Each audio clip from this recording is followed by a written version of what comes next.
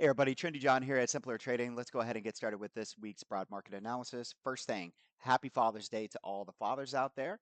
Second thing, go ahead and just take a minute and hit that like button before we get started. And third, let's get started with this week's U.S. economic calendar. These are catalysts that can push price to our levels. So I just want to make you aware of them. It can create volatility in the market. And so let's start here on Monday, June 16th. We have manufacturing survey. Tuesday, far as Tuesday is concerned, U.S. retail sales coming in at 8:30. That's what I'll be paying attention and probably get a little bit of volatility around that. And then Wednesday is where it really gets interesting because, of course, we have Jerome and FOMC interest rate decision. I don't think there's any surprises here, but you would think that wouldn't do a whole lot. But anytime Jerome looks at the camera sideways, the market's going to react. So we need to be aware of that. That's going to be 2 and 2:30 Eastern time on Wednesday. On Thursday, this is a holiday. Please note that. And then Friday, we will come back. And then at 8:30, we have Philadelphia Fed Manufacturing Survey. And then at 10 o'clock, U.S. leading economic indicators. So not a whole lot going on, honestly, this week. And you're probably wondering, is this pullback going to continue to the downside? We'll talk about some of those levels. You might be wondering, is there a reason for the pullback? And really, at the end of the day, my job is not to decipher news and or give you news. It's just to give you levels and give you a process, give you a plan, and that's how I like to look at the market every single week. The next thing that I'll be looking at and sharing with you guys here would be this week's earning reports. But I'm gonna be honest with you, instead of pulling up the earnings, we really don't need to. There's nothing really interesting this week. If you want to look at what's on the calendar, just take a look here in the room. Speaking of the room, if you guys are outsiders and you're not part of the trendy community here at Simpler Trading, please do so. It's only $7 for 30 days. You get Mel and I. And with that, you also get access to one of our other rooms, which is awesome. All right. And so there's just so much education here. And you're going to get to see API alerts from Melissa and I. You're going to get to listen to us and learn. And that is what is most important. Okay. Let's go ahead and start now with the bigger picture, which is SPY. Okay. Now, I'm concentrating on this one on the quarterly. This is a beautiful candle. We push from about 481 all the way up here into this year's high at around sorry, not this year's high, but a high of around 605, which is really impressive. You'll notice a couple things here. Okay. Price remains above the UYE. What that stands for is upper yearly edge. It's a trendy edge. It's this blue line. Just like see down here, this is where we wanted to get long. And up here, this is where we're cautious. Okay. Couple things I want to tell you about though. I am still extremely bullish. But as I said last week, I want to see 3 weeks above that edge. That edge is that blue line. So this is 2 weeks, I believe. We'll go to weekly here in a second, and we'll see if we can hold that edge this week. Okay. Now, 95% is what I was saying last week that I have went back and studied since the inception of the market, just looking at the market when it does something like this. So let's say we drop, right? And then we start to push back up. Once we hit 88.7%, if you go back and look, timing is the variable. We have a 95% chance of breaking this high. And the example I showed you last week was Bitcoin. This is exactly what we did. Now, a lot of times when we get this high, it's not much higher than this level here, and then we tend to pull back. And that's what we're seeing in Bitcoin. We'll get to that chart towards the end of this broadcast, okay? So again, beautiful candle, very bullish. Um, I mean, this is absolutely stunning. If you go back and you just keep going back, I mean, I'm back already to 2006. I don't see anything like this, okay? Nothing since 1994. This candle is extremely bullish, okay? Now, does that mean that we can't cool off here for a little while? I mean, you look at this and you would think, yeah, let's go ahead and cool off because it is hard for me to imagine a next quarterly candle that looks like this. Okay, it really is. Like it's very difficult for me to see something like that. What I could see happening, and we don't have many days left before this quarter ends, is that we could make the high, and I'll give you the levels we need to hold in order to do that, but we could make a high and then next quarter come inside. Okay, so it could look like something like this. Let's say that the body is just a tad bit bigger, and then we make a high into next quarter and then come inside, and then we have this inside candle during, as they would say, the summer doldrums. And then the end of the year, we actually go inside and up. And it could look like something like this, or perhaps maybe I'm just too bullish and we go inside and down. All right. So again, I like that we're above the yearly edge. That is a big level for me. I want to see if we're going to hold up there for more than 3 weeks. Okay. So when I get into the weekly, this is what we have so far. Okay. There's one here. Here's your second week. Now, this is my favorite candle type. So we had an inside week last week, and we really want to make this simple. We really, really do. And I'm going to give you these levels, and I want you to think about this, okay? If price goes above this body here, I'm bullish again. So it really just comes out to 600. If price breaks down below the yearly edge, right under here around 593, then I'm cautious. And I'm cautious on my longs, and I'm looking for sideways to down, as price could be trying to look for discovery into, say, 587, perhaps even all the way down here towards 577. Okay. Again, let me go over that. This big blue line here. Resistance, resistance, resistance. Finally breaks. Need to see 3 weeks above here. I won't know until the end of this week whether or not we stay above that. Okay. So far, this looks really healthy. It's just an inside week. All right. It did make a new high. That was bullish. And I just want to see it hold that level by the end of Friday. And these levels that I'm giving you, if we go inside and up, which is over that body, I am bullish. If we break down below this blue line, which is around 593, then I'm cautious. Okay. Let's go ahead and now move on. We're going to take a look at QQQ and look at the bigger picture as well. And again, guys, don't forget to hit the like button. I really appreciate it. Let's go ahead and go over here. Same thing. Absolutely stunning candle. Go back since the inception of the market. You're not going to see anything like it. This was just a beautiful opportunity this year, right? It really was. We came back, we reset things, we watched a lot of probably weak hands out. And then we just push, push, push, and we went from trendy edge to trendy edge. And just like the SPY, we're sitting above the yearly edge. Okay. So for 615, price remains over the upper yearly edge. I remain bullish, but want to see 3 weeks above the edge. Okay. Let's go ahead and take a look there. And this is what it looks like.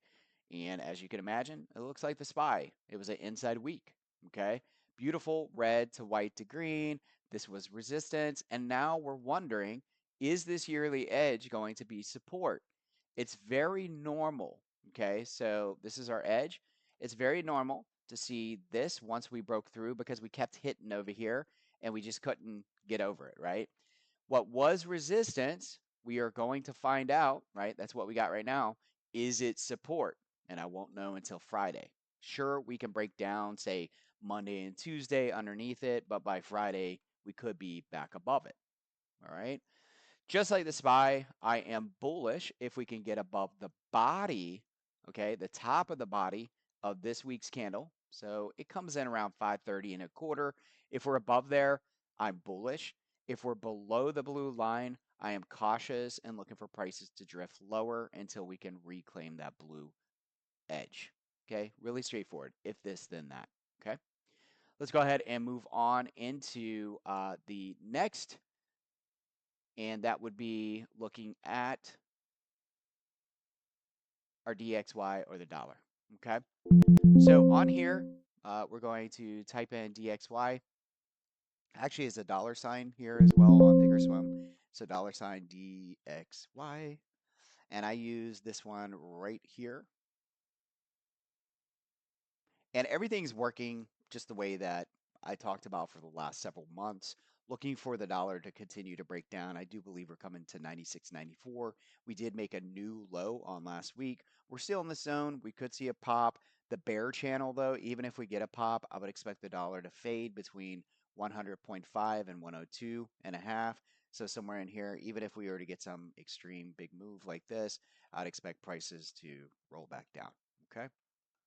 And again, looking for this level here. Let's go ahead and move into the TNX or the 10-year Treasury.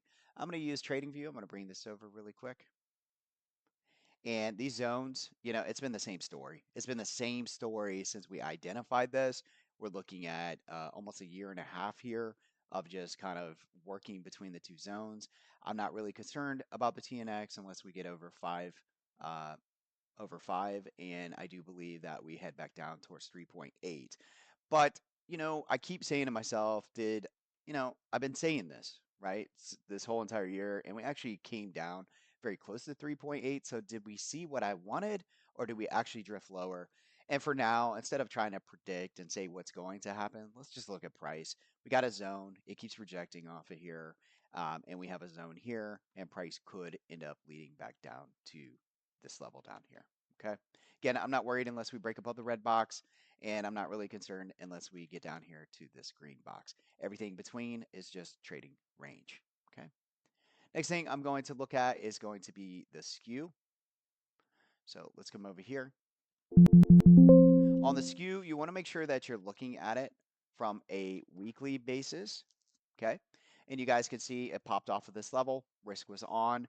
Friday, sure, we got a little bit of a pullback, but this is saying that the market could lead a little bit higher, but as it leads higher, it is in this section where you start to think risk off.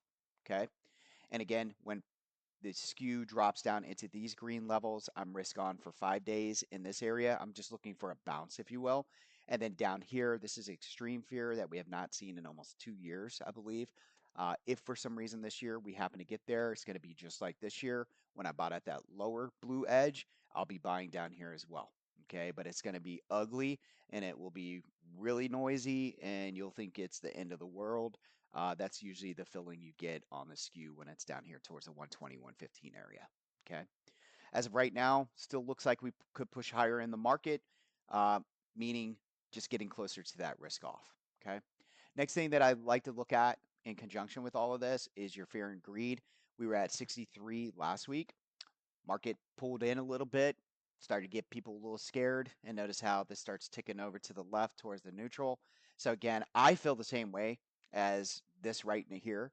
I'm in line with how the fear and greed index looks this week. I'm bullish, but I'm also neutral.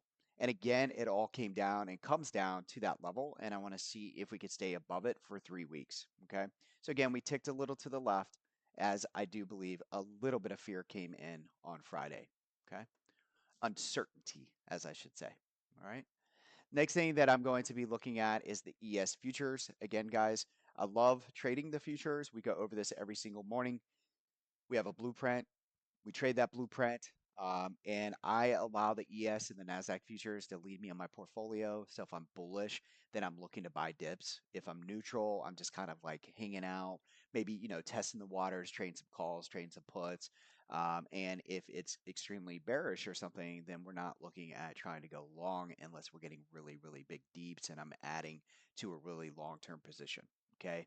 So my sentiment this week, once again, though, is it's looking to be bullish, but cautious if we're underneath certain lines. Now, this is interesting because if we come over and take a look at the SPY, then you'll notice that I said we were above the levels. But if you come over to the ES futures, I believe we're going to be below that level. Okay. And here is your weekly. All right. And this happens because of contract rollovers and stuff like that, that your levels aren't perfect. And you guys should know that, right? There's a difference between what the SPY price is and what the indicators look like on an ES and a SPY chart because of that rollover. Regardless, we are inside candle just like we were on the SPY. Same thing. I'm bullish if we can get above, I believe it's 6,010. And then right now we're underneath that blue line. So I'm cautious for any longs. If anything, I'm looking to buy extreme dips. And I'm looking for a sideways to down as long as we're underneath that blue edge. So Let that be your over under for this week, guys. That's at around 59.99. You could just call it 6,000. If you're below 6,000, look for sideways to down. If you're back above it, I'm looking for 6,010. We get back above 6,010, I do believe we head back up towards 60.50.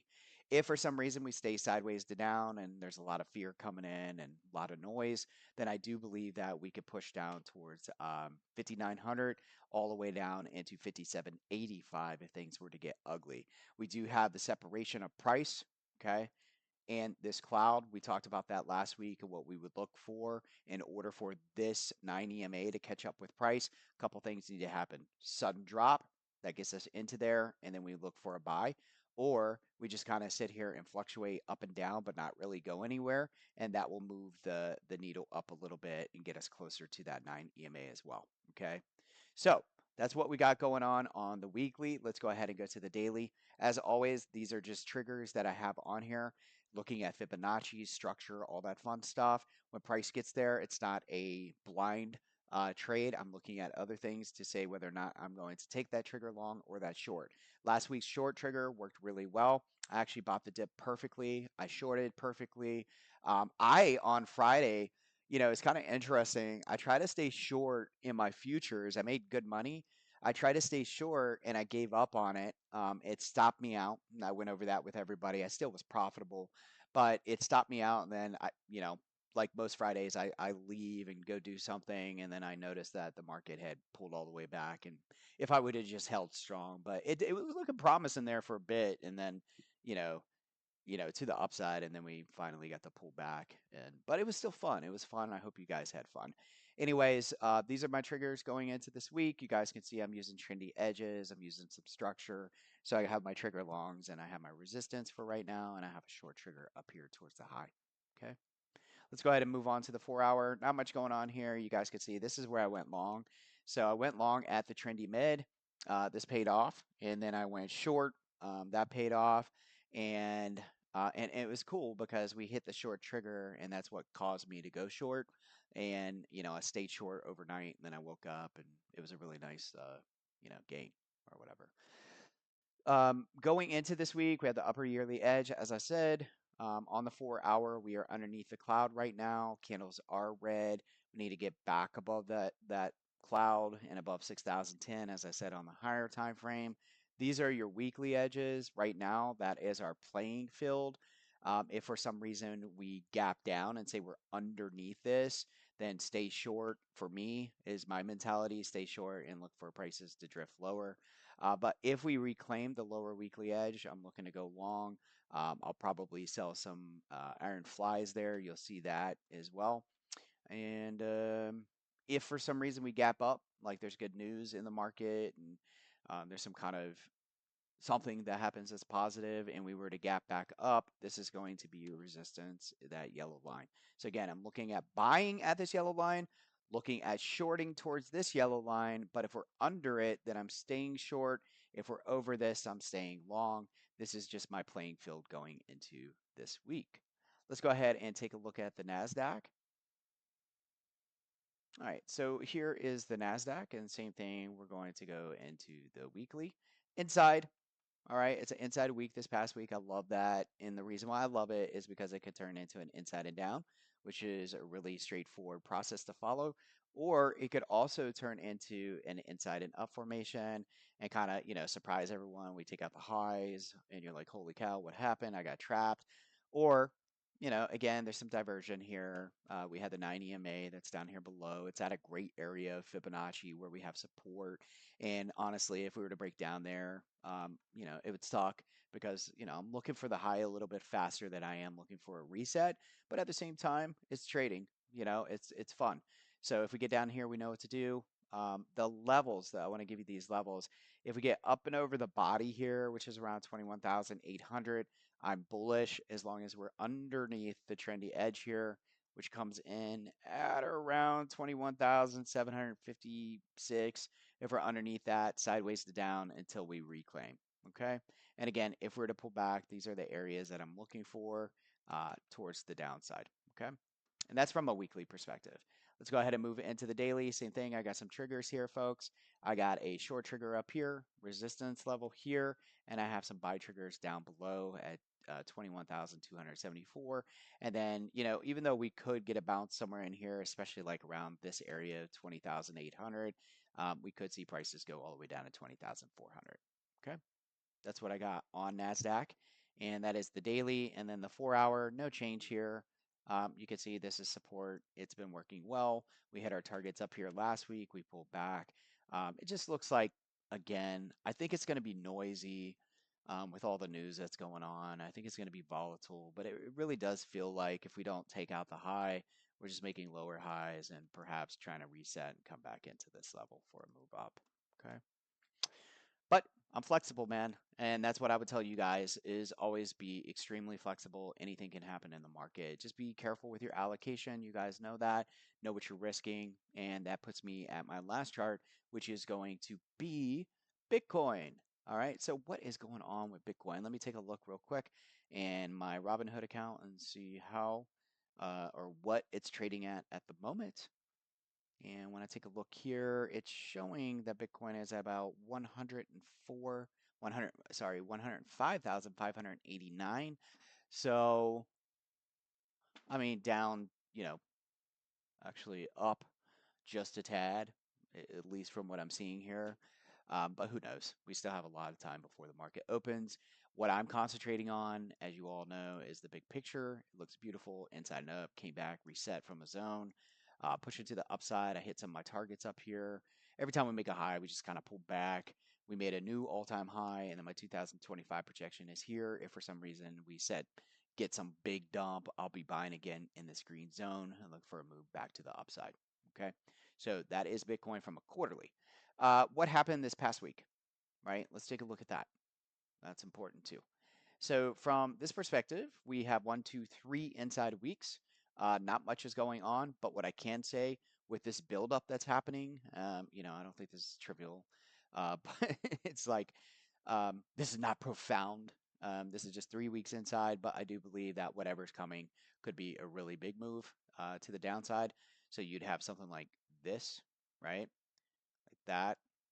We could reset and it'd be kind of ugly and I'm sure it'd get really noisy, but at the big picture is what I'm concentrating on, folks. So as long as the 9 EMA and the entire cloud holds, I like it.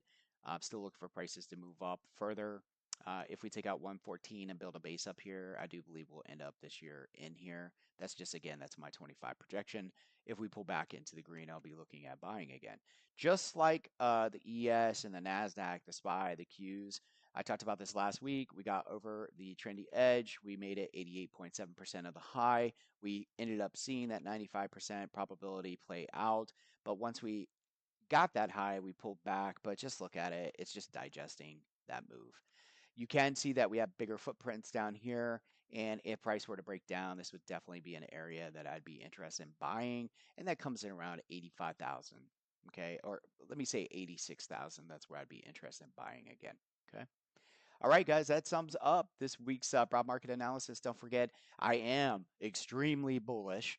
And just because we had a micro pullback on Friday does not mean that we are resetting or crashing or anything like that. But again, knock on wood, anything can happen. If something breaks or levels are broken, then we'll go back and I'll talk about what we're expecting to the downside. But for right now, I think we're just kind of setting the tone and getting ready for Wednesday for a little bit of volatility. Of course, there are things in the on X and stuff where you're seeing about war and all those things. So try to stay focused, right? A lot of noise out there. It feels really chaotic. The best of luck to all of you. I can't wait to see you in the room 30 minutes before tomorrow's open to go over tomorrow's plan. See you soon. Have a great weekend. Happy Father's Day, guys.